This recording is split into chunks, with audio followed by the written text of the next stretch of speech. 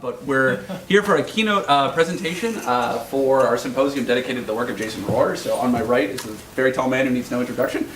Jason Rohrer's work is on view next door. And to my left is Frank Lance, who ran a game studio for many, many years before becoming the director of the NYU Game Center. That's right. And when I asked Jason, who do you want on the panel to be talking about your work in the museum, it took him about 1 second to say, Frank needs to be participating in that panel. He's been a mentor to Jason, so we're hopefully going to have just a dialogue between us. I wanted to try to do something a little different for a keynote where we've been listening to folks share their ideas about Jason's work, and initially I had thought it might be interesting to watch Jason interview Frank for an hour and a half, talk to, see how Jason approaches one of his mentors, and then Frank said, this is stupid, nobody wants to listen to me talk for that long. So we decided, like many of my ideas, there's it's stupid in its initial We workshopped it. We workshopped it. So we decided we would try to just organize a conversation where, through some kind of element, we would take turns posing questions to each other. So I, as the curator, will arrogate myself the right to ask the first question, which I will then pass to Jason if you want to get us started. It's your show. How do you want to begin? Or unless you want me to jump back. Yeah. Well, I guess, so I'll ask a question of Mike as the first thing. So we talked a lot here about the challenges of putting things like video games into museums. And one of the biggest challenges, of course, is these things are designed to be consumed for the most part, at home, often by yourself or with a group of friends over the course of many hours. And in many cases, I mean, some of my games are 5 minutes long, but I've seen Passage fail many times in a gallery setting because, as a 5-minute long game, people walk up to it as a gallery object and fiddle with it for 30 seconds or a minute before relinquishing control to somebody who's standing in line behind them and then walking away. And I didn't get what that was about. This little guy wandering around for a little 30 seconds or a minute. And so even a game as short as that, which is one of the shortest games in existence, among the shortest games in existence, doesn't really work in a museum context, right? Because it's way too long. Because it's way too long, yeah. And then when you take a game like Starfield Sky, or I've seen people showing Braid in the museum. Mm-hmm. Braid is a game that even if you earnestly attempt to complete it, will take you at least 5 hours your first time. So what do you get out of sitting there and fiddling with Braid for 30 seconds or a minute in a museum context? So my question is about other new media works, because you're the new media curator and you have a background in new media and stuff. Even though I guess your thesis and your book that's been published isn't really new media, right? So video art and these other things, they have the similar problems about functioning museum. I mean, if you only spend 30 seconds watching, how many people watch the entire loop for a piece of new media video art? And how do people perceive that? Is that perceived as a problem? Is that, how do you encourage people to watch it longer? Is that even important? Is that work designed to not even matter whether you watch just a small fraction of it? Yeah, I mean, I think there are different ways of answering that question, and it's sort of situationally dependent. So the first exhibition I curated here was a film piece. It was a very sort of nice, poetic film that takes place over the course of a Uber triathlon, run, bike, and swim for 1,000 kilometers between Warsaw and Paris as an homage to Chopin. The film made a lot of sense to me as a first exhibition for a lot of ways. It was the simplest possible new media thing. It was like a film on a loop. There's no way it can be simpler than this. I'll get used to working with the museum staff and figuring out how to do things. But there were things about it that to me made it a good object for a museum as opposed to any other film that might have incorporated the same topic. It was loosely narrative, but it was a narrative that you could pick up from the text on the outside and have some idea what was going on whenever you happen to wander into it. But it also was 56 minutes long. So we asked the gallery for a special version, can you give us 4 minutes of black screen at the end of this so we can write on the outside, if you want to see this from the beginning, you have to come at the top of the hour, and that way it would play on loop and people could actually know when it was beginning. And in terms of how you encourage people to engage with things for a longer period of time, I'm sure there are relationships with things that you do in terms of interaction design. How do you signal, to someone to something like, this is a problem worth spending more time on or whatever. You provide people comfortable seats. That's like the single most important thing. If you want somebody to be with something for a while, don't make them stand, because standing is like walking. It's always funny to me to hear you say, oh, people spend 30 seconds, in front of a work of art. I almost never see anyone spend 30 seconds in front of a painting. They might spend 3.5 seconds in front of a painting, if it's a painting they're focusing on. They're in a room full of paintings, they might spend 3.5 seconds on the important ones. So if you want somebody to really be with something, you have to like physically get them to sit. And once they're sitting, they're not going to want to stand back up immediately, and then hopefully they get absorbed and captivated. Well, yeah, and it's very interesting that, in the MoMA and all these other places where I've seen Passage and other games be put on display, like the MoMA in particular was a standing exhibit. Yes. There wasn't any seats for any of the games that you were supposed to be playing. Yeah. And for the most part, most of the things that we're showing here, except for the Chord Minuet and Primrose, are seated experiences. Yeah, I think MoMA is a really interesting example, because they have, in some ways, like the opposite problems that we do. They have thousands and thousands of people that are coming through those corridors every single day. So it becomes like, how do you move people through an exhibit of Passage? Is it better, in their philosophy, maybe it's better to let people get their hands physically on the controllers, even if maybe they don't have any kind of meaningful experience with the game as a game, but they can go home and say, I played Jason Rohrer's Passage, rather than I waited in this hour-and-a-half long line while people had the full beautiful 5-minute experience. It was way too long, and there's no way I actually got a chance to do anything like that. Now, for the 56-minute long film, do you have any like sort of exit surveys, or did you monitor like behavior? Did anybody ever sit for the full 56? People definitely sat for the full 56. We've started doing a little surveying of attendance at your exhibition, but for that one, which was like a very small thing, we didn't do that. But to me, it wasn't like there was a kind of beautiful moment at the end that if you wanted to stay for it, you could see it, but it didn't fundamentally change the experience. It wasn't like one of those Borgesian moments at the end of the story where, oh my God, it was Homer the whole time or something like that. I watched the first half of The Sixth Sense. Yes, yeah, exactly. No. And because of that, because the end was a nice coda rather than conceptually integral, it worked well in the museum. Things that you do really need to sit through the whole thing maybe are not the best, the best objects for museums. I wanted to do a video game show, and I didn't randomly select video games. I thought yours worked in gallery context in a particular way, not necessarily only because they were short. Maybe this is a feature, not a bug. Yeah. Right? I mean, any of the games that are in the show are easy to get access to at any time. Yeah. And so this, one of the roles of the museum is to sort of elevate the value of a thing and its status, and by having to stand in line for something or by making it difficult to get to, it's kind of a enforced scarcity, right? Artificial scarcity that elevates the perceived value of a thing. I sometimes think that that's part of what's going on at game festivals, where you take this thing that is so accessible and liquid, and digital distribution makes everything kind of infinitely distributable, and you kind of like reintroduce the challenge and the scarcity, the specialness, right, of an event. Oh yeah, well, I mean, especially for games that haven't been released yet, that's one of the big draws. It's like, I'm going to get to go and try this new Oculus game that they're still working on or whatever. Yeah. Like, I'm one of the few people in the world who's actually gotten to play this thing. Yeah.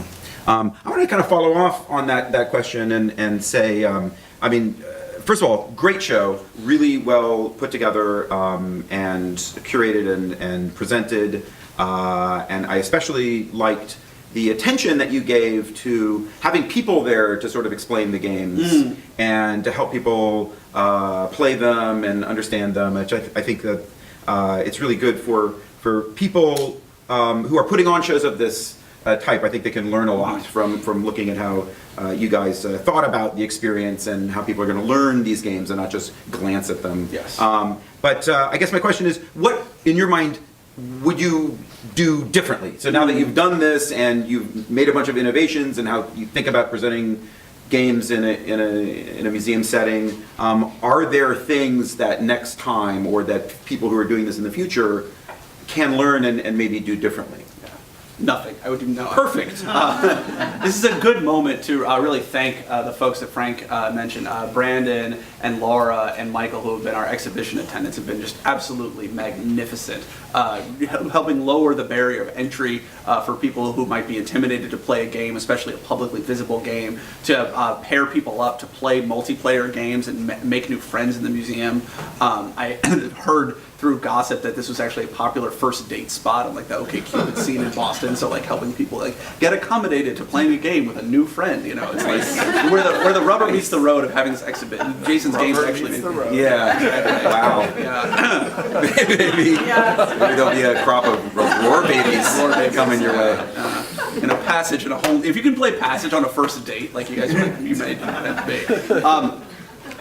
But I'll say that like I think the main thing that I wanted to do that we weren't really able to do within the scope of an exhibition like this, but is something that I hope gets picked up differently. And I guess I'll back up and say, I think there are a million different directions that this exhibition could be taken. Like, museums do lots of shows about lots of different kinds of makers that are survey shows, that are historical period shows, that are, you know, a twist on a monograph, that are collaborative practice. And I think all of those models could work for different kinds of video game makers and other kinds of game makers. And I think there are probably lots and lots of new paradigms of pairing museum shows with festivals and like having a strong online component that you could imagine, like that don't derive so neatly from, you know, this was an exhibition of French Impressionism, this was an exhibition of Monet.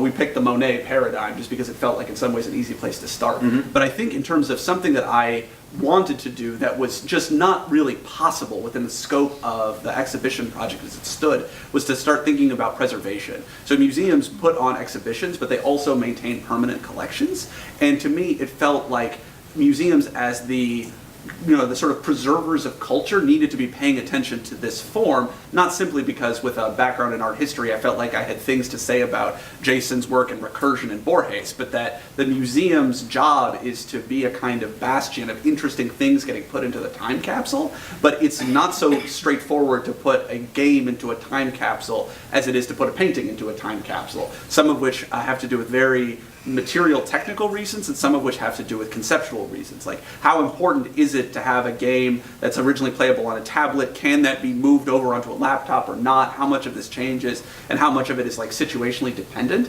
And I was pleased, I was just speaking about this a minute ago, to hear a conversation with a fellow curator who's thinking potentially about bringing one of Jason's games into a major collection sort of inspired by that show. So hopefully that work will continue and will grow and change. And like all scholarly projects, you can't really ever do the last X, you just have to do the next. Don't tell us the name of the collection, but can you give us the initials? No. No, okay. I can't. All right, Jason, I have a question for you. So this is like a mid-career retrospective, isn't it? Right? Yeah. I guess it is, right?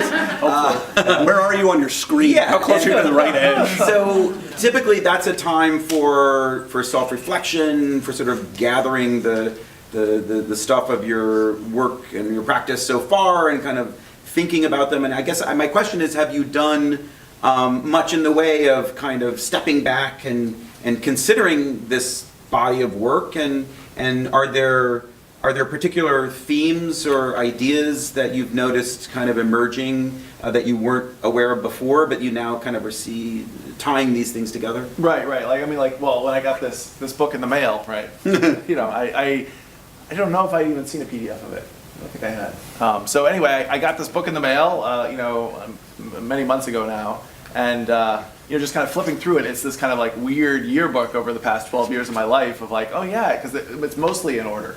It's in order. Did we screw something up? No. Oh, it is exactly in order. I think so. Well, I hope so. I know there's this game design sketchbook stuff that kind of happens in the middle. Yeah, in order. No, those are in order. Because at some point, yeah. So I think between happened in the middle of the game. Okay. I'm just saying. There's close. Yeah, it's very close. And the game design sketchbook stuff kind of happened all in one block over the course of 7 months. And somewhere in the middle there, I was kind of working on other things, and so it's like, yeah, it's very close to being exactly in order of exactly everything I did, step by step, and like looking through this, it's like, whoa, I guess I actually did this much stuff, right? Like, it's easy to spout off a number like, oh, I made 18 games or whatever. It's very different when you actually flip through them and can watch this like progression and like going back to like Transcend and Cultivation and thinking about those things, which, you know, are sort of, I guess, kind of beginner games, right, in some ways. I mean, they weren't popular. People didn't really know about them. People didn't play them that much, especially Transcend. But, you know, Cultivation got, you know, both of them got rejected from major game festivals, and you know, Cultivation did get accepted into sort of a baby brother game festival that ended up getting canceled after the year that Cultivation was there. But the Super Columbine Massacre Right. Controversy. Right. So Maybe you want to just say, if you're going to use that word, maybe just explain what that is. you can't just casually name drop Super so Columbine. this was Slam Dance you're talking Yeah. about. So Okay. yes, a little bit of history. Yeah, a little bit like media history. A little bit of media history. So Slam Dance is still a film festival that takes place in Park City, Utah, during the same week as Sundance. As sort of like a punk alternative, like Sundance has become too sort of insular and exclusive and commercially driven and so on. So we're gonna just pick some little hotel lobby and put on our own little film festival, god damn it. And so it's been going on for, I don't know how many years, 20 years or something. And then someplace along the way, they wanted to start having a little games wing of this festival. So this was a pretty unusual thing because, you know, here we had the IGF and these things that were kind of part of the game industry, and then the idea that this film festival would want to like show, like curate some games too along with it. So for a couple years in a row, they had the Slam Dance Guerrilla Game Maker Competition, is what they called it, sponsored by Balls Energy Drink. You guys remember Balls? Anyone ever had drinking any Balls? Keep it classy, games. Anyway, the Guerrilla Game Makers Competition, and so I did submit Cultivate. I submitted Transcend to it. I think it might have gotten rejected, and then a couple years later submitted Cultivation to it, and it got in. And so, of course, I was all excited. Like, I'm actually going to like Park City at the same time as Sundance. I get like walk past Gwyneth Paltrow and Samuel L. Jackson and Screech on the street, you know, and all this kind of amazing stuff was happening to me. I think Screech just had a new sex tape that had just come out or something. Anyway, okay, so this is like the greatest thing that's ever happened to me. And then guess what? Like, okay, this amazing game that was in the festival too was picked by the judges, Super Columbine Massacre RPG. It's a single creator's sort of distorted view of Columbine from the perspective of the killers. So he went through all their diaries, which were released around that time, and like combed through all this stuff and like read all their writings and all their watched their little videos that they had made, talking to the camera while nursing their shotguns and all this kind and swigging Jack and all this, and you know, really tried to get into their psyche and try to understand like why they did what they did, and then made a video game about it from their perspective. Right? It's like the story of the Columbine killers in a game like they almost would have imagined wanting to make about themselves, sort of. But people didn't perceive it that way, right? People perceived it as like a game that's just like, woohoo! It's like, this would be funny and fun to like play a school shooter, right? Which is not what it was at all. It's like this role-playing game telling the story of the morning when they're finally getting ready to commit this crime and what's going through their individual discussions with each other and so on. It was really good. So jury, of course, played it and was like, oh my God, this is really good. And selected it. And then, you know, some media controversy started coming up about this game, and then Peter Baxter, the founder of the festival, was like, wait a minute, what is being shown at my festival? No, it's not being shown at my festival. So after the full roster of games was selected for the festival, unilaterally, the founder of the festival went and cherry-picked this one out and said, nope, we're not showing that after all. And, you know, this caused this huge controversy, right, which resulted in weeks of people arguing on blogs and stuff, and most of the games pulling out in protest. Of course, I already had my plane ticket, right, and my hotel reservation and everything, like, for this big thing. I think most of the people who kind of pulled out in protest were like, conveniently I'll pull out because I'm actually not going to be there anyway. So I went, and I did not pull out, right? I was one of the few people who didn't. And there was the whole week was discussion about this. The kid who made the thing showed up he's a documentary filmmaker, like, shooting interviews with all of us, and there was a big panel about it. So his game is not in the festival, but he's on a panel about why his game got pulled, right? With Peter Baxter on the same panel, right? It was this crazy thing that was happening. And it was this kind of cornerstone moment for, like, this turning point of, like, how games are perceived and whether they're allowed to talk about. I mean, Robin was talking about making this game about birth and how, like, basically dangerous that would be. and I'm making a game about parenting, and my friends are telling me don't do some certain things in that game because people are going to be real angry about like the fact that women are the ones who have babies in the game or something. Oh no, Who would say such a thing? who would? I don't know, Fred. So anyway, there's this sort of minefields that have, still exist to some degree in games. And anyway, so that's what was going on then. And so I flipped through this, and it sort of reminds me of where cultivation what was happening back then, which was like, in the annals of indie game history, that's like something people still talk about, right? And most people, of course, it's just a blip on the mainstream radar. I don't even know if anything aside from like a couple of media pundits proclaiming, declaring that this disgusting game should have never been made. Whatever. Well, certainly, I mean, that is one of the patterns of your work, right? Which is what are the topics and themes that are appropriate for games, or what's the range, the sort of thematic, expressive range that games have access to, and I think very intentionally part of your work was to answer that question, right, or ask. Right, ask like, that can question. we make a game about this stuff? Right. And I look at Super Columbine Massacre as a great example for me as like, whoa, look at this game that tackles this stuff and is really interesting, complex. We have to have a big, juicy discussion about this game in order to talk about it at all, right? You can't just like brush it off one way or another if you actually sit down and play it. Now, most of the people, of course, and this is something that goes for all game controversy. Most of the people, Art controversy too. well, all art. Well, you've never even seen, like in the case of a still painting, they can look at it, a photograph of it, and at least sort of understand that it is or a still sculpture, like it is a vat of urine with a cross inside.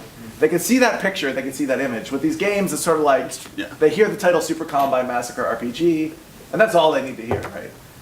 They don't really even know how it works or what it means. They think it's like most people thought it was a first-person shooter from the point of view of a school shooter, right? And that's not what it is at all. It's a Japanese-style role-playing game, right? And so, yeah, dealing with that kind of stuff, and of course, Castle Doctrine, which is not in the show but is in the catalog, is a great example of a game where like a lot of people were really upset about it who didn't really know very much about it at all, who definitely didn't play it. Because the game, I think controversy was starting when the game wasn't even out yet, right? And then, once the game was out or people were able to play it, people were writing essays, for example, like declaring that they would never play it on principle and that you shouldn't play it either, right?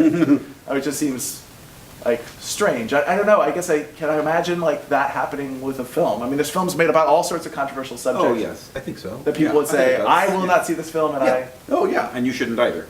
Yeah, I guess so. Oh, maybe we're there. We've arrived. Do you still think that games are motivated by that anxiety about whether we're there, whether we've arrived? There certainly have been for a long time. Are we beyond that? Are we still in the midst of it? Are we even farther away? Right. Are we there yet, Jason? Well, so right in the middle of this project here, right? Like Passage, Gravitation, Between, I was like, it seemed like with the arguments that were happening and everything, it seemed like we were like, oh my gosh, we're actually gonna be able to do this, right? We're actually gonna kind of create all these games that like people who don't play games are going to realize. I sort of felt at the time, and I still feel this way to this day, pretty much, that when I go to, most people I know do not play games except for maybe little casual games on their phone. Like everyone's played Angry Birds or Candy Crush or something, but like they don't play The Witness, they don't play Braid, they don't play any of my games, they don't play any AAA games, they've never played Far Cry 2 or any of these kinds of things that we sometimes argue about and talk about. They don't play games, and they don't play games. I used to think, because they kind of feel like, I get a feeling that the games probably aren't worth my time, right? Like, yeah, it would take a lot of investment for me to go buy one of these consoles or go buy a gaming computer that's big enough or powerful enough or figure out how to go and download, get a Steam account, all this stuff. And I kind of feel like it's not worth my time. And I feel like the movies that I go to are worth my time, and some of these novels I read are worth my time. And occasionally it's worth my time to go down to the MoMA and see what's being shown there. And it's occasionally good for me to go down to a Chelsea gallery and see what's going on there, and that's usually worth my time. But there's this big investment I have to make, and it's just. Really? You think more people go to art galleries in Chelsea I'm talking about people in my video games? No. I'm talking about people in my life who don't play video games. Okay. These are people who occasionally go to art museums, go to see movies, listen to music, read novels, watch television shows. And engage with all these other types of media, and occasionally go to some kind of art gallery, some kind of show or something, and do these kinds of things. people who have, seen Sleep No More Right. in New York City, but, haven't really played any video games. And even though Sleep No More is a very odd experience, I mean, it's a fully interactive theater piece where you put on a mask and wander around a 3-story darkened warehouse while the actors and very opulent scenery is all around you, right? It's not like a normal experience that everybody has, but some of these people I'm talking about have even gone to the length of going to see something like that, yet they don't feel like there's something. And so anyway, the point is, I used to kind of agree with them, right? I'd be like, yeah, you know what? We need to make the games that are worth your time, right? That's what I was trying to do back then. I was trying to make something sophisticated enough where if they actually went in there and looked at what we were making, they'd be like, oh yeah, this is enriching my life. This is valuable to me. This was worth it. Like I felt like we had to get to the point where people could, they got to, so I wanted it to be the case that they couldn't not engage with this stuff because they'd be understanding that they're missing something so important. Like this is like you can't not go see this film, which certain films that come out are sort of like that, right? You have to see this to be sort of up on what's important in our world because this is going to transform you, right? And you can't miss this experience, and they have this sense, and they're willing to go out of their way to a theater across town that's the only theater that has this movie or whatever.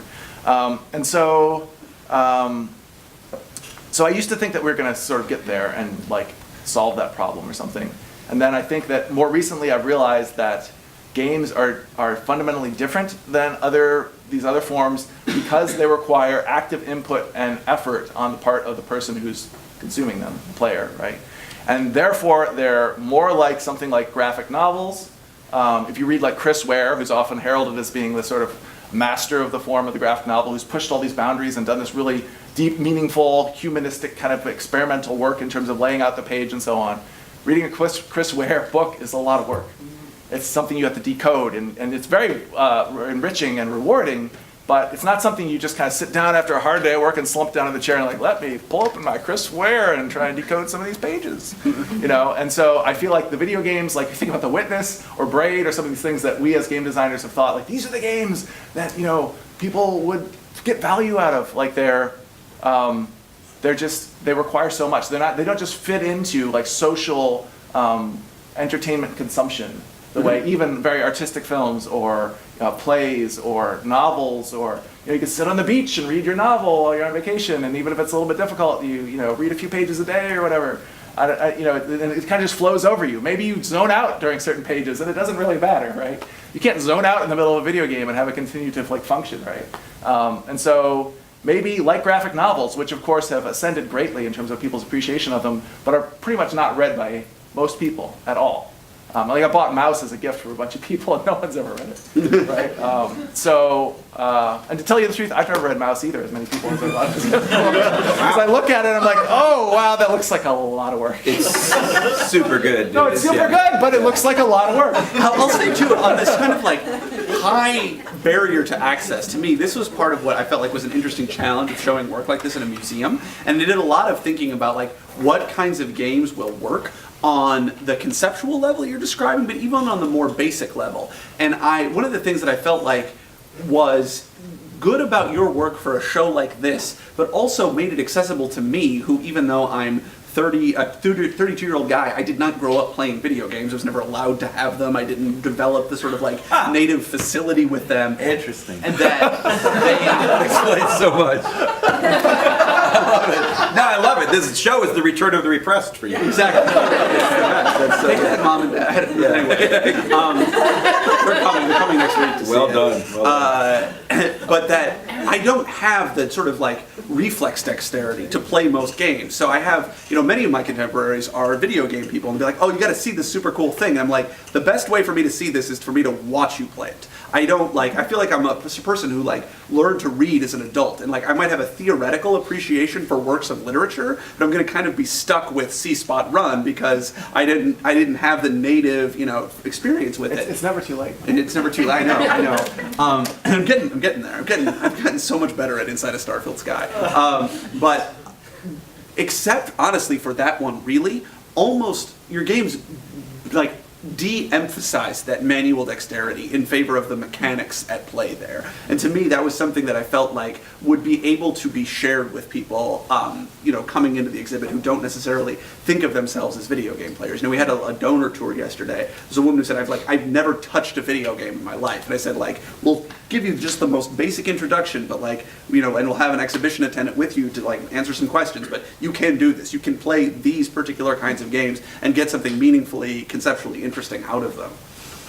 Right. I mean, I guess so. Anyway, I feel like, yes, there's this problem. I mean, the problem of literacy, like you're describing, which I guess we've just described as literacy. Like, so many games that I've tried to show people who don't play video games are like first-person perspective games, like the Stanley Parable. I've shown it to a couple of people, like my spouse Lauren or my friend Tom Bailey, who's actually a collaborator making video games with me, doesn't play video games very often, and mouse aiming, like being able to like look around the world with your mouse while walking with your other hand, like this simultaneous action that I grew up doing as like a Quake player in my freshman year dorm room, you know? I mean, I've been doing it for so long, it's just second nature. He's like getting motion sick because he's like, every time he goes to turn, I see him visually, like he's turning his head like this. And he's like, man, this game's making me feel sick. And it's just like, wow, you've never used mouse aiming before. And it's just like, people like, and people who aren't used to it, or two thumbstick things like in like Bioshock or something, are just absolutely, they're walking around with their head like up in the corner, like where, I don't even know where I am, like, you know. I was like, no, just use that to control your head and that to walk. I mean, it's just like, we take all that stuff for granted. Now, I also would say that there's film literacy, and all these, of course, and all these other kinds of things, but they don't matter as much to the core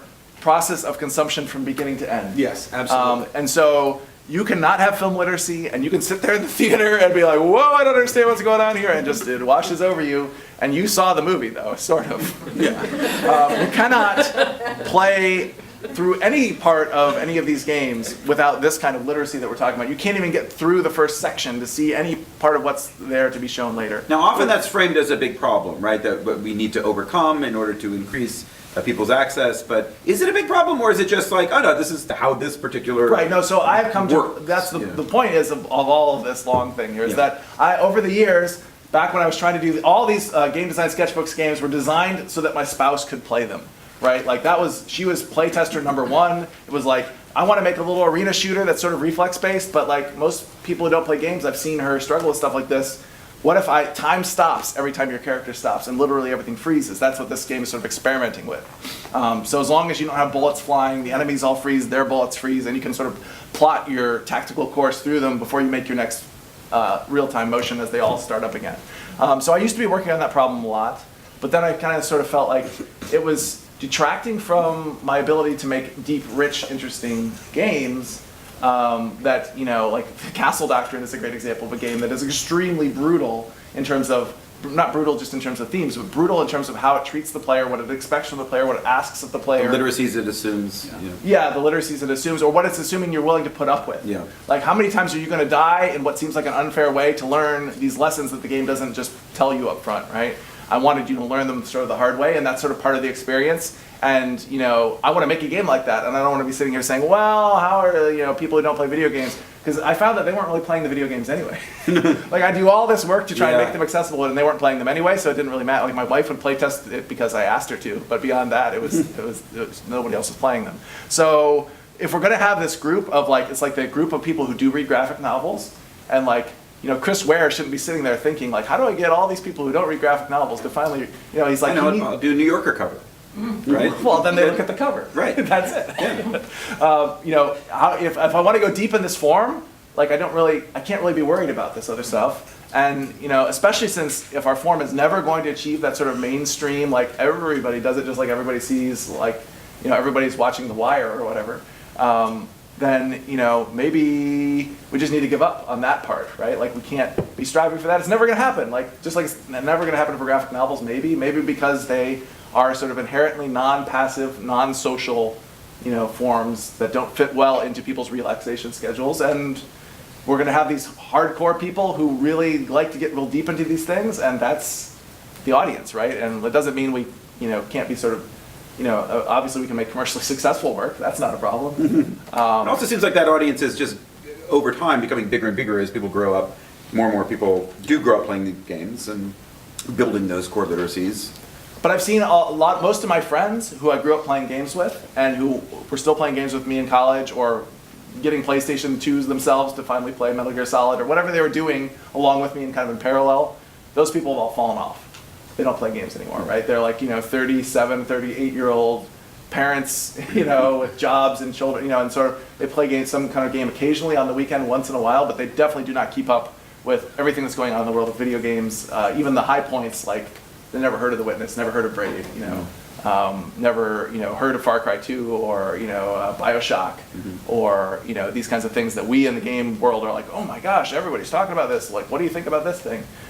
So I don't know. I guess I feel like but they all are still like watching movies, reading novels, listening to music. Reading novels? All of them? I don't know. No, I mean seriously, like a lot of people don't read novels. Or reading books. Actually, one of my friends is listening to books on tape on his way every day to work. Right. There you go. That's how Interesting. It's hard to do that with like. Yeah. So there's an example of texting a and passive driving. absorption of material. Yeah. To shift the conversation a little bit, something Frank and I were talking about is this idea of like strategic depth in your games. There's a very beautiful quote, I think, of yours that's in the exhibition hallway corridor that talks about this ambition to make games that are like Go or something like that, that have this depth that'll stand up to a lifetime of strategic study or a lifetime of serious study. But it struck me that most of the examples that you provide are games that weren't necessarily created. They, like chess or Go, grew up over centuries, millennia, and cultural, shifts as the game was passed from like down through folk games in a way. And how do you go about like trying to make something like that on purpose? It's like such a it's one thing to try to make a great novel, to sit down and try to write a great novel, but it's another thing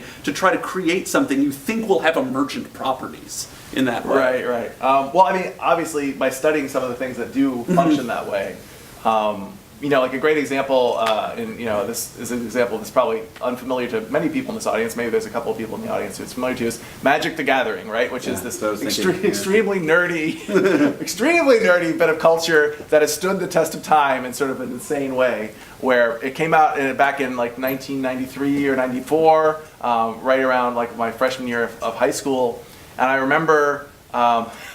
The guys who were playing Magic. Magic the Gathering is a trading card game, so it's kind of like baseball cards, but the baseball cards serve as game pieces that you collect and then build a deck out of and play a sort of a strategic mix of sort of skill and luck kind of strategic game against Out of curiosity, who has played Magic the Gathering? Raise your hand if you played Magic. There you go. Wow, almost the entire audience. This is kind of awesome. Eve. Wow. Well, I think there was I've held the card. I think there was sort of a gender division there, though.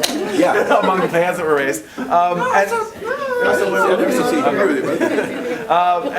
Anyway, so I remember this game. It's about wizards dueling each other, right? And I remember it coming out, when I was in high school, and a couple of my friends who were really into this, they were also playing Dungeons and Dragons and really into Magic, and like always, like in the lunchroom, showing their decks to each other and whatever. And I was like, oh no, like, dude, I'm actually gonna have girlfriends. You guys go ahead and go play Magic this weekend, right? So I just felt like it was so geeky, right, that I could never get into it, right?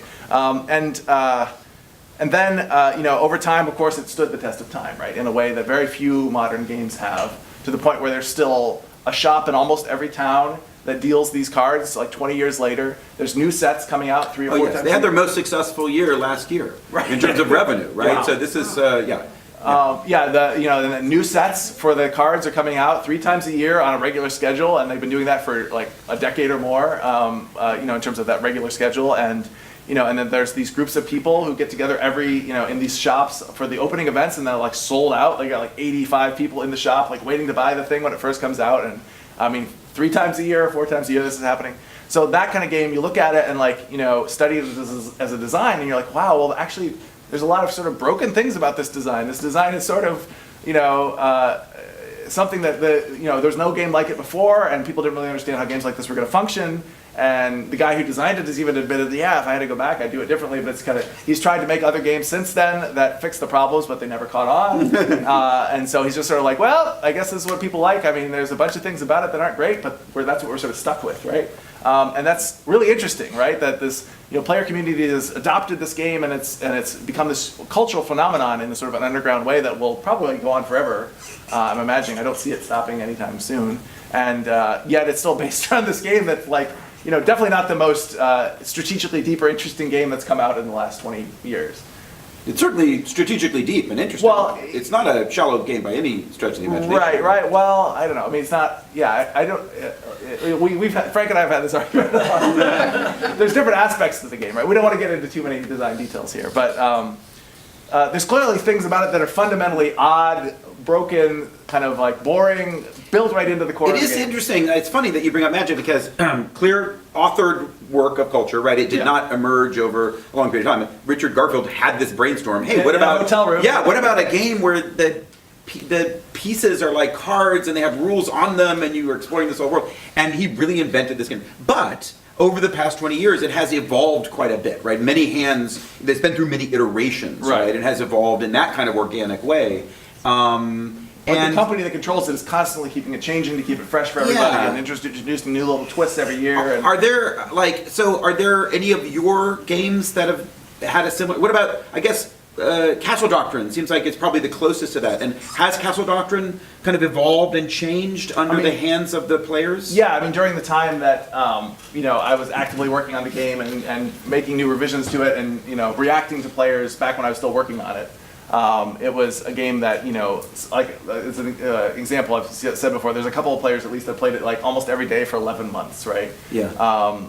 Really sort of plumbing the depths. I mean, we talked about, somebody put up a picture of Joshua Collins' house map that I think he... Can you show any of it on here easily? Or we can switch to the internet if you want to. Yeah. And I love the clock quote that was up earlier today. That was so beautiful. From Josh As a game designer, that's like just catnip, right? You see, that's exactly what you dream of happening inside of one of your games. For people to I mean, I discover and don't think the internet is working here, so I don't think I can connect to the server. Do you want me to like pull up something from Castle Doctrine we can switch over there, or is it not worth it? Yeah, it's not. I mean, it's in the catalog, and there was a big kind of complicated map that was put up earlier at one of the other panels.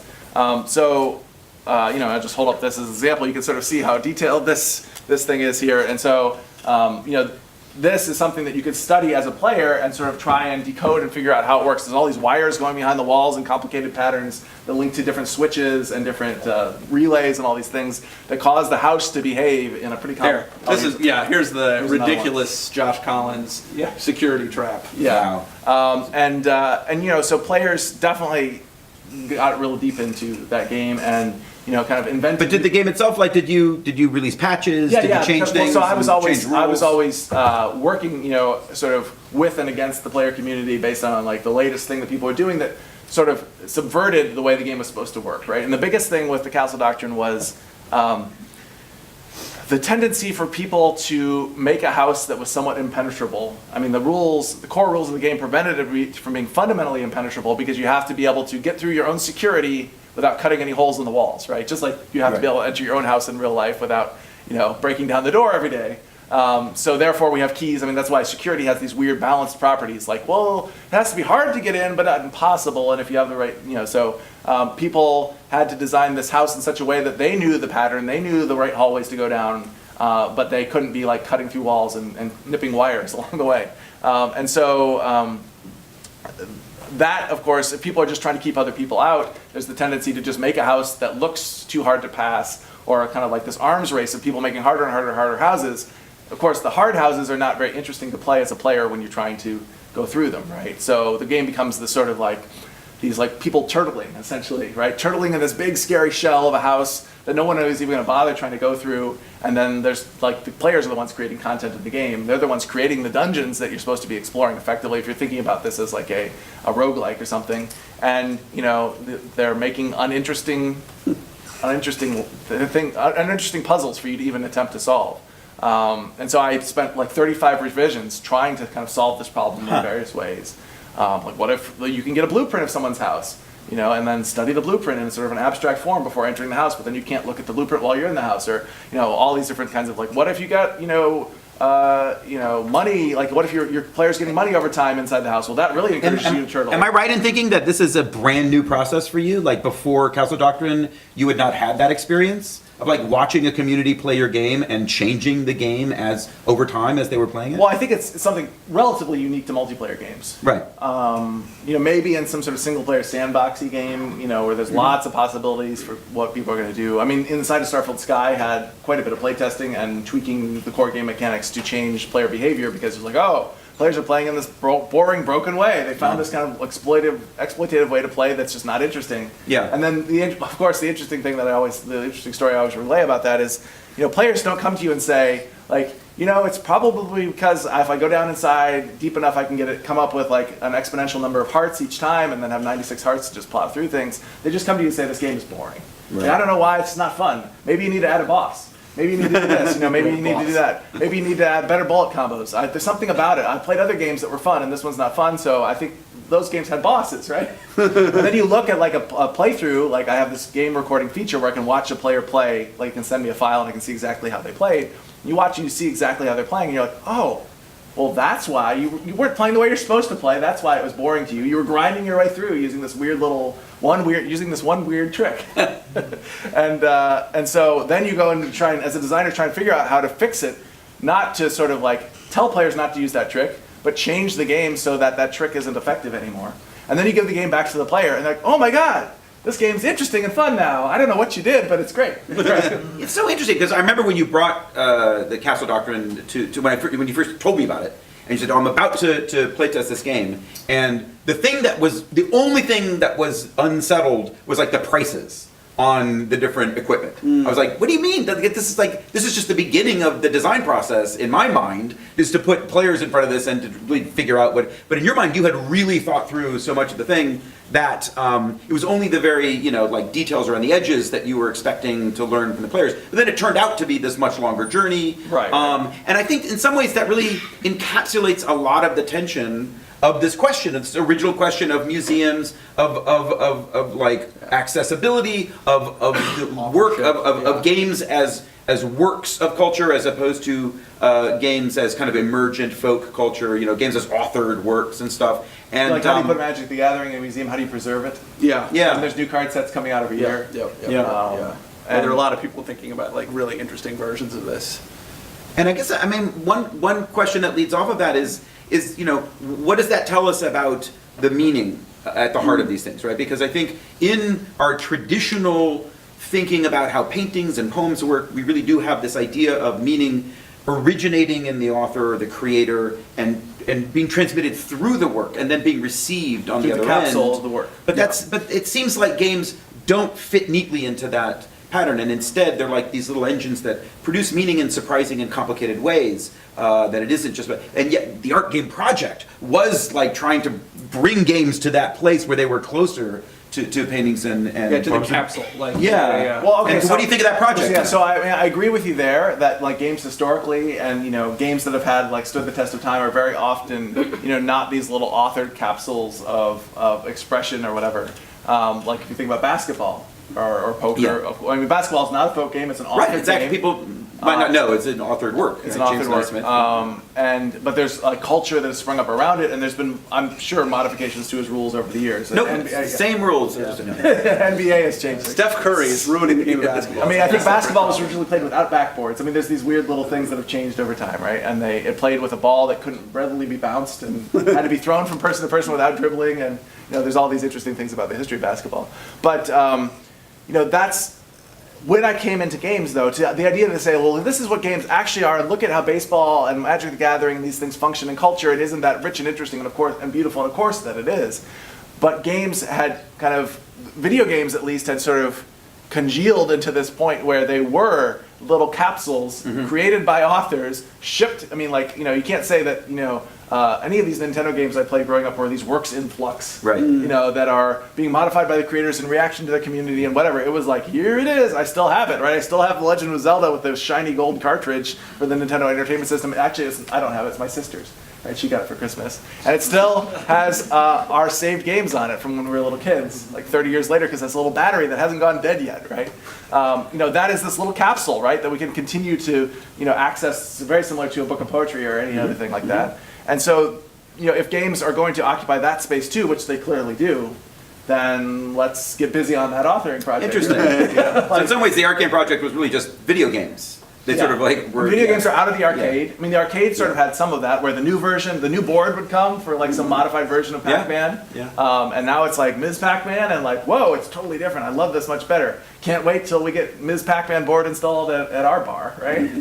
So I don't know. There's yeah, but very little. Even that's kind of a stretch, right? I mean, there's not a lot of like modification happening there. To throw you a softball question, so we're talking about play testing and the live iterative work in response to community generation. Can we see a little preview of the next one? Ooh. Okay, yeah, let's do that now. I just heard a yeah. So how much more time do we have? We have theoretically 20 minutes and then 30 minutes of questions. Okay, But so if we people do have quite- we questions, do have please quite a also bit of feel free to just. All right, I think I need to, because we have like the projectors are different sizes on my screen. I think I just need to edit a file here. I'm sorry, to change the. The game design class here. I'm sure this is so much more interesting to listen to me and Frank pontificate. So while you're doing this, maybe I'll ask Frank a question in terms of the how you see the indie games or the art games movement having an impact beyond the sort of, let's call it like the museum going section of the games world. Well, I mean, I think the things that the subjects and the ideas and the concepts that Jason and the rest of the art game movement were interested in and passionate about are now the kind of central ideas that are kind of inspiring a new generation of designers that are working in a much more kind of mainstream that the indie world has evolved to be a place where you can do small scale work but reach a really wide audience and so if you look at I don't know, games like Her Story or Firewatch or any there's any number of games that are kind of in a really accessible and kind of pop culture way dealing with a lot of the same questions and issues. Are you ready to go? Yeah, ready to go. All right. All right. So this is like the most ambitious game I guess I've ever worked on. Is that fair? I was gonna say. Everything you do is ambitious. No, It's but one of the ambitious reasons we in terms love of- you. Ambitious in terms of like scope, I guess. Yeah, it's yeah. true. And so. I'm gonna sit over here to watch this. Oh yeah, you haven't seen this movie. No, I saw the version of it you showed in February, but you told Right. me Yeah, it's you like haven't. bulbs. Yeah, this was shown at GDC. So. So this game is sort of about the mystery of human civilization and how it got to be the way that it is, and all of the different little things that go into that mystery. And by mystery, I mean we sort of sit here where we are in our position in the timeline of civilization, and we sort of say, well, there was the Greek civilization, and then there was the Roman Empire, and then there was this, and then there was the Middle Ages, and then there was the Renaissance, and then there was the Industrial Revolution, or the Enlightenment and the Industrial Revolution, and then there was the Nuclear Age, and then there was these things, and then there was us, right? Like then there was the iPhone and the internet and Facebook and all the things that we have today. That's sort of like the culmination of that whole project is us right up here at the end, right? It's kind of like looking at that classic Darwinian evolution with the little like monkey at one end and the proud man with the spear at the other end, right? And saying like this is the end of it, right? Well, of course, it's obviously that's not the end, right? We're kind of in the middle even of evolution, right? And we're definitely in the middle of civilization, just like the people in the Middle Ages were in the middle without realizing. And they were sitting there saying, well, someday we're gonna like finally get to where we're going, right? They're like this is it, folks. Like we got the Black Plague going on here, and we're collecting bodies in the streets. This is what life is like. I mean, bring out your dad, right, from Monty Python.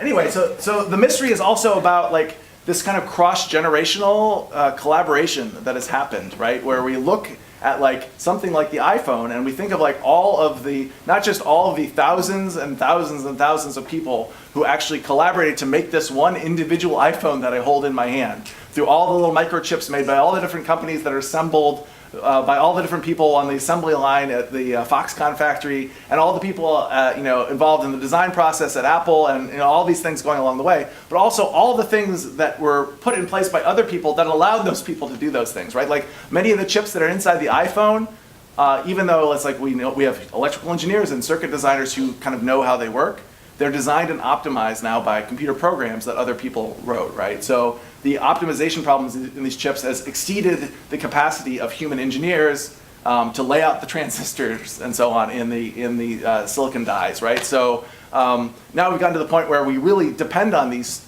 technological tools to even create new things. Like we're depending on the technology to keep making more of this technology. And so why did like people back in the 70s, it's like they kind of worked on this transistor miniaturization project instead of vacuum tubes, and Like, I guess they were just trying to make things smaller, but they never really necessarily envisioned the iPhone, and neither did the people who were working on like iron smelting in, you know, in the pre-industrial revolution envision like the silicon fabrication facilities that depend on the iron beams and stuff that they eventually made possible. And going back even back thousands of years, where we're talking about, you know, people figuring out fire and trade and all these other things that make all of this possible at all, right? And so we're sitting at the end of this process, what we feel like is the end, looking back at all this sort of stuff and like, yeah, I guess they're all working together towards where we're at now, but no one ever planned it. Like, no one said, hey, everybody get together and let's work on this together. Let's make the iPhone, you know? Right. And then there's all sorts of other kind of factors that have shaped human civilization over time that are sort of just emergent properties that tended to be the way things ended up. And so if we had to take like something like the iPhone and we like wiped out all technology, right? We were back to being naked in the woods with nothing but rocks and sticks, but we still remembered how to make the iPhone, right? We still had like the knowledge of transistor networks and laying out circuitry and all this kind of stuff. We knew how to build silicon fabrication facilities again. We knew how to. We just had rocks and sticks, right, to get started with. The question is like, well, it took between 2,000 and 4,000 years, depending on when you start measuring from the Stone Age to the present Stone Age technology, to get to the iPhone. You know, how long would it take the second time around if we were starting over from scratch? Not like blindly, you know, not even knowing where we were going, but intentionally trying to go where we were going. You know, it'd be a transgenerational project. It'd be something that would happen, you know, certainly not in one lifetime. A lot of people said, oh yeah, before I was dead, dude, I'd have my iPhone back in my hand. Like, you got rocks and sticks in the woods. Like, what are you, like, where's that iron ore again that you're gonna be smelting? Like, digging with a stick in the ground and like making some kind of kiln out of like mud to like smelt your first iron ingot, you know? And yeah, we're gonna get that clean room silicon fabrication facility up and running in no time. Yeah, I think it'd be a multi-generation project, and there's also this problem of communicating across those generations and kind of like agreeing to work on the things that we need to work on to make this thing happen, right? Like, even if we were trying to make even just the iPhone or any of the rest of civilization. Like, I'd be sitting here in my lifetime making my big contribution by building a little bread oven. You know, and at least people in the next generation would be able to have bread more easily than I was able to in my lifetime. But am I really like helping out in that big project, the project that's, you know, 1,000 years from now, and like we're like I'm sort of like doing this weird little contribution that I don't even really know whether I'm going to use my bread oven before, like after I'm gone. So this is a game that's about that. So it's a massively multiplayer server where there's an infinite two-dimensional map that's filled with procedurally generated wilderness as far as you can walk in any direction. You know, it would take like thousands of years to walk from one edge of the map to the other. And the first person to join the server is dropped down in the center of the map. We're loading up a connection to the server right now. Drop down to the center of the map, naked in the wilderness, as Eve, the first human being, right? The first prototypical human being. And Eve is starving to death. These are her, like, sort of like, this is placeholder. A lot of this is placeholder art here. But these are her hunger kind of bars there. As she walks around and does things, they're being diminished. And right now she can go and like pick berries from a bush and eat them one by one. That's the only way she can, because this is just prototype kind of gameplay right now. Anyway, she's walking around here trying to survive, trying to do what she's going to do in order to keep going and try and build her little, she's like dealing with rocks and sticks, right? So she can go over here and like pick up one of these rocks and go over here and hit another rock on it. And ooh, look, she made a sharp rock, right? She's got a sharp rock. So there she has a sharp stone on the ground. Now she can use that sharp stone and like carve out a bowl, right? So now she's got a bowl, and then she can go over and pick some grain. Now she's got a bowl full of grain, right? Like, she's making progress. Like, if she were to die now, the next person in the civilization would at least have a bowl full of grain to go by, right? Okay, so anyway, she's actually starving to death, right? I gotta go find a berry bush. She can't eat grain because she doesn't have a way to cook it yet. Oh, there's a berry bush. Can I get there before I... So as she gets hungry, she walks slower and slower. And so anyway, I'm gonna go snarf on some berries, or scarf, is that the word, Mike? Yeah. Scarf down some berries. So this is player number 1 in the world. She's doing what she can to survive and also build things that make survival easier, right? Like tools and things that allow her to harvest food more efficiently than sitting here picking one berry at a time. And I'm saying, real quick question. I see now sharp stones scattered around the environment. I've played on the server before. Oh, that's because you were here before. Yeah, okay. Yeah. So if you play as a player later, after players have come and gone, you are dropped down into the ruins of the civilization that they were building, right? So the fact that there were some skulls on the ground right where we started, those are players who have died before, and their kind of remains are left behind just as a symbol that they were there, and I think I could walk down to that area. But all these sharp stones and other little things that are around are left over from me just demonstrating this at GDC and other places. Yeah, so there's a bunch of deaths that took place in this area here. So, okay, she's the first player. What happens if another player joins right now? And we're not going to demonstrate it because we don't have an internet connection here, but it does work. The next player to join is dropped down next to Eve as her first offspring, her first baby. Placed down next to her as her first child as a helpless baby. So this is another player who joins the game. It's being controlled by another player, but they are so helpless that they can't even walk around. Right? They're literally almost like frozen on the map.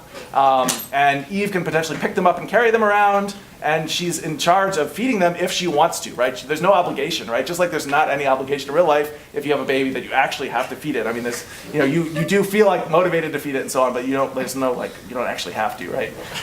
And so that player is sort of depending on Eve for their survival. Like so Eve is getting older here, and she will die of sort of senility and becoming slower and slower and unable to gather food for herself after about 60 minutes, with each minute marking a passing year. So of course you're born as an age 0 baby, and every minute that passes you get a year older and more capable of moving around and doing stuff on your own.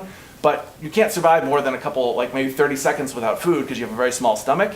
And so, unless some adults in the world, be it the person you were born next to or other people around you, helped you to be fed, you're not going to live through infancy, right? So assuming that you are helped to live up to around age 10, you become able to pretty much walk around on your own, feed yourself, and potentially leave the people who raised you and go off and do your own thing, or continue helping the people who raised you to do whatever project they're in the middle of working on. So anyway, that's what the game currently sort of looks like. I mean, it is already an infinite procedurally generated universe with a lot of like placeholder trees and content in it, and some little interactive things you can do, like filling a bowl full of water and gathering a bowl full of berries and chopping down trees with an axe. And oh, there's a bowl full of berries right here. Look at that. Somebody left behind for me. I just picked a stick from a tree. There we go.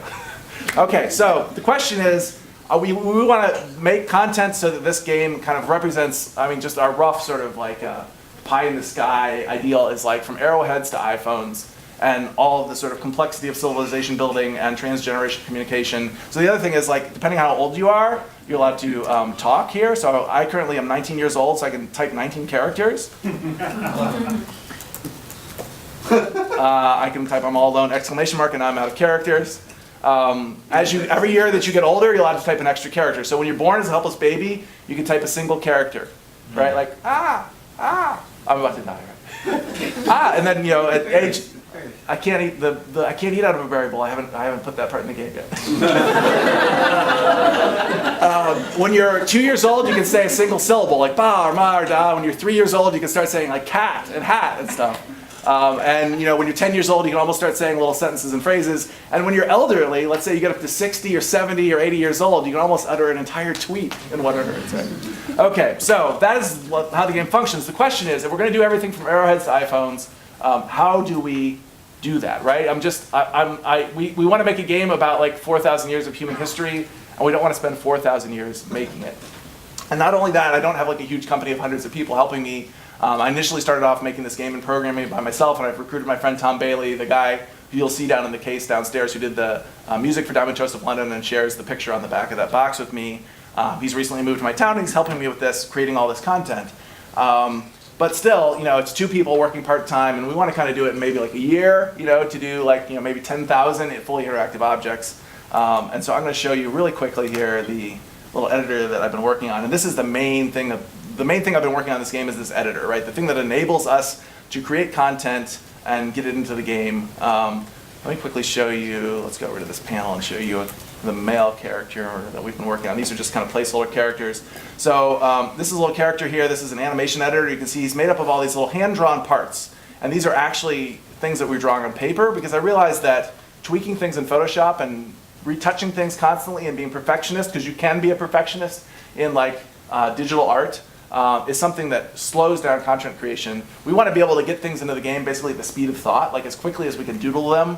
We want to get them in the game, and the only way to make that possible is like actually like, can we quickly doodle something on paper and make like a whole page full of these and get them all into the game by scanning them in. So Mickey and all these other characters, all the other art you saw is hand-drawn stuff, just like quickly color it with a colored pencil, and make a black outline around it and get into the game. And this is what a finished kind of object looks like, assembled of all these little separate hand-drawn parts. We can make him walk along like that, speed up and slow down his walking as we're editing his animation.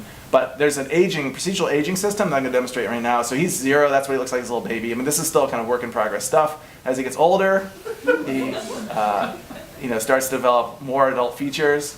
Now he's 11, 12, he's almost 13, guys. Whoa! Also, notice how his facial expression changes between like 12 and 13. Well, he's kind of like, and then he's like, whoa. Anyway, he gets older and older, and then he develops a little beard, some chest hair, and then when he's 32, 33, 34, 35, he's getting towards middle age. Now he's, some of us know how this is, right? And then as he gets older and older and older, he becomes like a senile man. So that's like, him at the end of his life there. Still walking along at full speed. Anyway, so this guy, like drawing him and like getting him into the game is, like this particular character was like maybe he's a pretty complicated character, and we're gonna have spend a little bit more time on characters and objects, but maybe he's like once we get the hang of it, he's like a half-hour project to get him in and animate him, right? So that we can quickly get characters of different appearances, different skin tones, different hair types and everything into the game and kind of mix and match those characteristics really pretty quickly and easily. So how does this work, right? So the way it works is that we scan in a sheet of objects, and this is just a little like doodle of a car that we made as a demonstration for GDC. And this is literally just raw scan. Like you put it on the scanner, and then it's just, I don't have the scanner with me, but it just pops into the game just as a raw scan of a piece of paper. I've got an algorithm here that can automatically detect black outlines in cartoon drawings. So it detects it and just clips it out and says, this is what I think the outline should be. You are not allowed to retouch it. Like what you drew on the paper is what it is. Sometimes there'll be a little leak because you made the black outline too thin. Well, you take the paper and thicken that black outline, right? You don't go in Photoshop and fiddle around for 25 minutes like trying to make everything perfect. It adds a drop shadow to everything too, and then these parts can be saved. Like we've already saved the parts over here as car. Oh, actually, I think we cleared that out. Okay, let me save them then. So I'm going to save these as just car parts, give them a tag, and then they're searchable in this database over here. So I can cut out some wheels for the car and save those. And then let's start cutting out like this back smoke cloud. Save that. And then let's make the top just one smoke cloud transparent. Perfectionism, you can only get that little black edge up there. So this is a transparent thing that lets color show through underneath, and save that. And then we go into the object editor, we can pull up all those car sprites, and we can just start dropping them in and like throwing them around in here, and creating parent relationships by clicking. So like I can connect these two things together so they move together. And then I can like put a couple of wheels in there, and then put a car body in there, and like click these things together so they move together, and make this thing move with this so they all move together, and like put that smoke there, put the smoke on top. And so there we have like something that looks kind of like an okay car, and we can save it as a car that'll appear in the world. And this is like when you mouse over something, this is the description people see. Save a new one, go into the animation editor, pull up like the car. We already did some stuff with it before, but let's see. So I can then quickly make like these wheels start spinning, and like copy that and paste it on the other wheel. So you can copy animations pretty easily. We can even paste that on that part there, right? So, and then there's these different animation phases, like what it looks like when it comes to a stop, right? So that smoke, like we can actually make this smoke actually slide under the car. Oops, that's the wrong one. Make the smoke actually go back kind of behind the car when it's stopped, right? So it looks like there's no smoke coming out. And then when it goes into the moving animation, the smoke comes out and starts going, and then when it comes to a stop again, the smoke disappears, right? So it's kind of got this kind of paper doll kind of aesthetic, or like those old Monty Python animations with the Bigfoot and all that kind of stuff. But I think I talked before in one of the other panels about visual consistency and stuff, and this sort of feels like it's, all the stuff on the screen that you're looking at in the world could almost be all done with paper dolls, right? So even though stuff's moving around and you kind of click on stuff, there's not like these weird graphical user interface things that feel very digital yet still behave like paper and like change color and all this other kind of stuff. It's all sort of visually consistent as maybe something that you could imagine cutting out of paper yourself and building a little like diorama out of. Just can you show the crafting logic? Yeah, the transitions here. So one of the other problems was like I wanted to make all these objects interactive, but I don't want to program each one, right? Like when I say I want to be able to add berries to a bowl, or I want to be able to mix flour and water, I don't want to have to go in and like code up some special relationship for like flour plus water equals dough or whatever it is. So I've distilled crafting down into simple like sort of binary pair relationships, which is like what tool do you have, which is this square, plus what target you're using the tool on, and then you end up with a tool in your hand. Like if you're like, hitting something with a mallet, you hit it with the mallet, the mallet doesn't change, so you end up with the mallet in your hand, and then the thing that you hit becomes flat, right? A flat version of that thing is a simple example. So let's look at like some things of like very simple, like what happens when you use an axe on a tree, right? You get this, like, this is just placeholder stuff, but you get this piece of wood out, and you still have the axe in your hand. But what happens if you use like a stone bowl, or like, here's a great example, here's another example of this, like the sharp stone. So when you hit two rocks together, the rock that's sitting on the ground remains the same, it doesn't change, and the stone you were hitting turns into a sharp one in your hand, so the tool you're using changes, right? Berry bowl, like if you walk up to a berry plant with an empty bowl, you get an empty berry bush there, that's how that changes, and you get like a bowl full of berries in your hand. And then the example that's like the more elaborate sort of chain creation kind of stuff is like a bowl of dough. Like how do you get a bowl of dough? Let's pull up a bowl of dough and see where it comes from. So a bowl of dough comes from a bowl of flour plus a bowl of water, and you get an empty bowl because you dump the flour, and then you get like this bowl of dough over here. Where does the bowl of water come from? Oh yeah, if you walk up to a water hole, you get a bowl full of water, right? So let's go back to that bowl of dough and see where the bowl of flour comes from. So flour comes from a sharp stone plus a bowl of grain, so you're like grinding the grain, gets you a bowl of flour, and the stone doesn't change.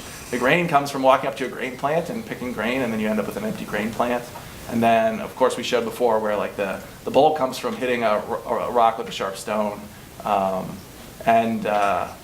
so the idea was like all these other games that have crafting in them have these kind of crafting recipes. Like Minecraft is like you assemble all this like 5 wood and 3 stone and 3 pieces of wool, and then you get a loom or whatever it is like out of this mixture, and you kind of stir it all together. And a lot of other games have these kind of crafting recipes as well. And it felt to me like first of all that stuff has to be programmed in a more complicated way. You have to have some sort of grammar for defining that, which is much more complicated. And on top of that, it doesn't really capture what it's actually like to build something, right? Like the step-by-step process that we go through. We don't go around carrying like 1,000 units of wood in our backpack and 1,000 units of stone and then say, I'm going to build like a cart or something out of this all of a sudden like that. It's more like we're doing these things one at a time. We can carry about 1 or 2 things at a time in our hands. And if we have a backpack, it can only hold a certain number of things, and we do these sort of like, we hit things with things one at a time, or we take a cart that's missing a wheel and we attach a wheel to it, and then it's a finished cart. So I feel like it kind of simplifies it down to, if you think about the game of Minecraft, which I'm sure many people in this room have played, Minecraft allowed us to do like deep interaction with a physical environment in a way that no game had allowed us before. Because all these other games like Grand Theft Auto, it's like, oh, a whole city, I can do whatever I want. But everything's really just a facade. You can't really go inside most of the buildings. There's nothing underground. You can't ever dig a hole in Grand Theft Auto. And sometimes people find a hole in the ground and fall through, and they realize that there's just a thin layer of earth above, and they're in this weird ghost world where everything's like kind of translucent and hollow. It's like a weird Hollywood set where nothing exists underneath. And Minecraft is like, you can go into the grass and start digging a hole and find dirt under the grass, and then sand under the dirt, and then gravel, and then keep going until you hit bedrock 128 meters down, and then find a lava like tunnel down there, right? And so it's like everything is kind of real, and the way they did it was with simulating it at a very coarse scale. So Minecraft does not look photorealistic. It's got these 1 by 1 meter blocks that represent everything. Yet it allows you to like dig a tunnel under the ocean, pop up through the ocean floor, and have your tunnel fill with water, right? Which no game had ever allowed that kind of deep interactivity with physical space and environment before. And so I was trying to figure out the analog for crafting and interaction among objects. Like, can we come up with this very simple thing like the 1 meter by 1 meter block that allows us to kind of capture these things that we haven't been able to capture in a game before about how objects interact, right? Like making a bowl of dough, which I don't know if I've ever made in a game before, but like adding it to this game and having it function was literally like a minute of clicking around in here just to like throw these things together after drawing them. So that's the way that this is. The idea is that hopefully we can Have something plus something equals iPhone at the end of the Will street. players have access to these tools? Do you think the players Yeah, I mean, themselves will be generating? Well, yeah. So this is not a player-generated graphics game. In that, I'm not planning on shipping like a version of the game that allows players to upload new, bowls or new drawings of things. In part because like I care about visual consistency. I care about but the editor is, all my code is open source, right? And the editor will ship with the game, so that people can run their own server and make, you can use the same crafting system for any kind of game about anything. Anything you can draw a picture of, right? It clearly works in here. It doesn't have to be a game about, people naked in the wilderness, right? It could be a game about robots on another planet or whatever you wanted to make, right? So it will be open and available, and it's very easy to use. This is much easier than like my kids are doing stuff in Game Maker with pixel art and whatever. This is much, much more accessible to them than, assuming they have a scanner, than trying to actually make a good-looking character in pixel art or something. On that note, probably want to open this up to questions. You probably have a lot of questions about this, but I want to make sure we have plenty of time to ask questions because two of our speakers literally must be transported out of here when this panel ends at 4:30. It's got to be questions. Arrowheads to iPhones didn't generate any questions. Yeah. I have a question that's not about this, but it's about something we were discussing earlier. Huh? So maybe this idea has already been done, but it occurred to me when we were talking about the difficulty of like how to set up a display of games like in a museum or something like that. But it seemed intriguing to me that you might adopt the aesthetic of like an arcade. So has this been done? So, because and just to finish the thought, right? So on the one hand, that sort of like resembles an experience that people who have been familiar with games would have had before. Yeah. The other is that it potentially could address the concern about sort of people not experiencing it in the right way by like providing everybody, like maybe they have to pay a quarter or whatever. So it's like pay a quarter to play a game passage, right? And it's like now they're invested in a way, and that's sort of how video games used to work, right? Is that you would go and in some ways they were trying to sort of... Yeah, absolutely. Yeah, you don't walk away halfway through. Because you pay a exactly. quarter. Like, I pay my quarter, I want to, get as much out of this as I can. Right? I think, the arcade model was definitely an inspiration for me in like a very loose conceptual sense, like thinking about how I wanted the earliest possible stage that big exhibition hall to look. I thought like, people socially playing games in a public setting, in a kind of like unified presentation with dim lighting and music, and it's exciting. I was very much the arcade model. I was at the Smithsonian exhibition. That was very much the model that they were following. And when I was talking with Jason about this early, he was sort of saying, yeah, that's fine. I don't make arcade games. So, when you sit down to play inside of Starfield Sky, it might look sort of like an arcade game, but there are things about like the duration and complexity of it that sort of like leaned over a booth, popping in quarters to like get a new life. It's not the exact idiom. So there was a moment, and Frank and Jason could probably speak to this with much more accuracy than I can, that like the arcade game captured a bigger slice of the like total what games were available, and therefore like if you're going to go play X-Men or something like that, that was X-Men truly, but it wasn't going to be truly Jason to have like a games like style cabinet to like lean up against with like for a quarter at a time. Is that fair? Yeah. I think making arcade games is a really interesting project and challenge, and I sort of feel sort of sad that is. I don't know. It's interesting to think that it's sort of vanished, but it sort of hasn't, because like every single college campus has like this place where there's like this arcade in the basement of the college someplace. That new games are still appearing, like these new arcade games, which are very different from the arcade games that we talk about from the golden era. They're almost always very big experiential things with like big guns, or like Dance Dance Revolution, or this new version of the super high-end Japanese car racing game where there's like 5 pods where people can race against each other. There's also kind of a burgeoning indie arcade scene. Yeah, games like Killer Queen. And so hoping to get like, Baby can I Houses. get Killer Queen in Davis, California? And where would it go? And like, which bar would I talk to that would want to have it? And I hope that this kind of stuff takes off and we get to the point where like all around the country there's these weird indie interesting arcade games that are being installed as social experiences and the barcade is this thing that's kind of up and coming. So I would love to design something for that space. I've never really had the opportunity to. And I could try. I just feel like if I would design something for it, it wouldn't end up being used in an arcade setting, and therefore it'd be kind of a waste of time, at least right now. But I hope in the future there'll be all these opportunities where like, hey dude, can you design an arcade game? We're actually going to put it in this pizza parlor. Like I would love that. Yeah. Any other questions? What about a casino game? Would you ever design a because it's interesting. Oh, absolutely, I would. The Cordial Minuet, which I think is just an amazing example of your incredible, just a variety of work that you do, because it's very unusual for game designers to be inventing new gambling games, right? It's just not a thing that typically people do, and there's so many interesting innovations in that game. But I wonder whether you ever thought about the context for that. Like, would you? Yeah, I absolutely would. Although I've read about it, and my understanding is that the casino game design process, and there are new casino games being introduced at casinos almost every year. Obviously new slot machines.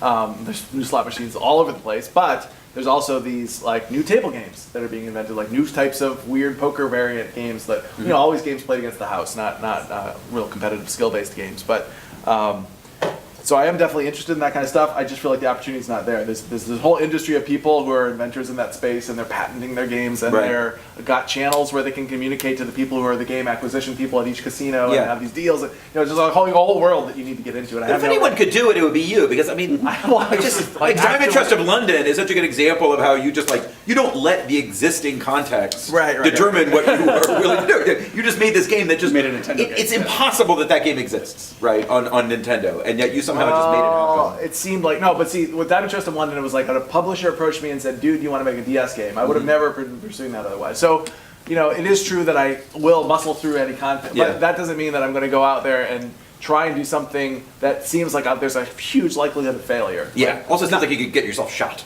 No, I'm not worried about that. I'm not worried about that. It's that I would probably, spend time trying to invent one of these games and then never get it in a casino, and it'd be just a waste of time. Right? It's not going to be function outside the casino. So anything that's very sort of context sense, it was really depressing to me when my publisher dropped out, and it seemed like the game wasn't going to come out on the DS. And it was designed around the DS, and people were like, "Well, just put it on a different platform, dude." Yeah. I was like, the whole thing was designed around the DS. Everything about it was meant for the DS. It doesn't. What about a game for someone? Is that very near a casino? Should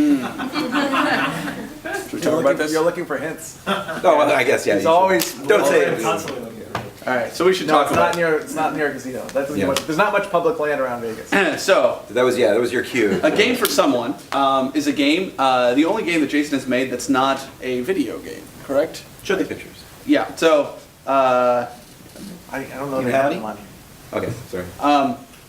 Basically, I'll let you explain the context of it, and then I'll talk about the catalog. How about that? So for many years, over the past 10 or so years, I've gone to this thing that's called the Game Developers Conference, GDC, as it's known among game designers. It's like a 30-year-old conference.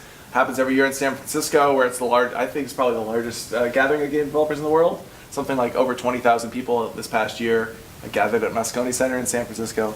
And for 10 years in a row, in the past, there was this game design challenge every year where this guy, Eric Zimmerman, who is sort of I guess I would call him a man about town in the game development world, especially at GDC. He runs a lot of sessions and does all sorts of things there. Very visible character. When I was coming into the game industry, he was a very visible guy. Challenged game designers to take 3 game designers who are well-known and established game designers and give them this crazy challenge to design a game about something. As an example of earlier game design challenges, make a game based on the poetry of Emily Dickinson. Make a game about your first time. Make a game about real-world death. Make a game, and the first time I participated was I was challenged to make a game that not about religion, but that actually was a new functioning religion.